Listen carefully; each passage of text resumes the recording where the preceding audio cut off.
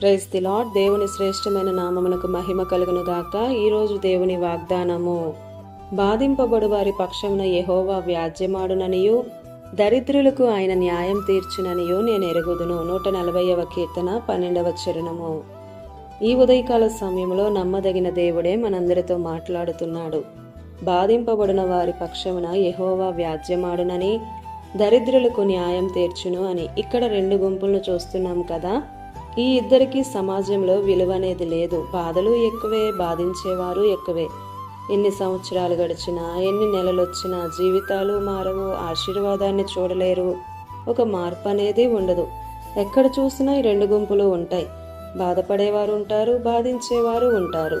కొందరిని చూస్తే జాలేస్తుంది. నా దేవుడు బాధపడేవారిని, నలిగిపోయేవారిని, కృంగిపోయేవారిని చూస్తాడు, పట్టించుకుంటాడు. నా దేవుడు చూసే దేవుడు.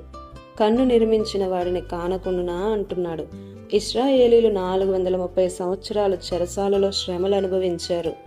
వారి ఏడ్పును విన్నాడు, వారిని చూశాడు. ఇంత బాధలో ఉన్న వారికి నేను మేలు చేయక ఎలా ఉంటాను అని అంటున్నాడు.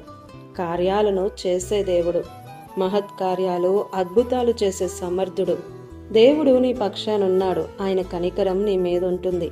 నిన్ను వెక్కిరించిన, కృంగదీసిన వారు, అవమానించిన వారు చాలా మంది ఉన్నా సరే నీ పక్షాన ఉన్న దేవుడు గొప్పవాడు. మర్చిపోకు. ఈ బాధలు, శ్రమలు, కన్నీళ్లు నీకు శాశ్వతం కాదు. దీని తర్వాత నీకు గొప్ప మేలును దాచి ఉంచాడు నీ దేవుడు. నీ దేవుడే నీ పక్షాన ఉన్నాడు. విరోధి సిగ్గుపడేలా నిన్ను నిలవబెడతాడు. అన్యాయమే జరిగినా కృంగిపోవద్దు. నీ పక్షాన ఉన్నవాడు న్యాయవంతుడు. నమ్మకముంచి ప్రార్థించు. ఆమేన్.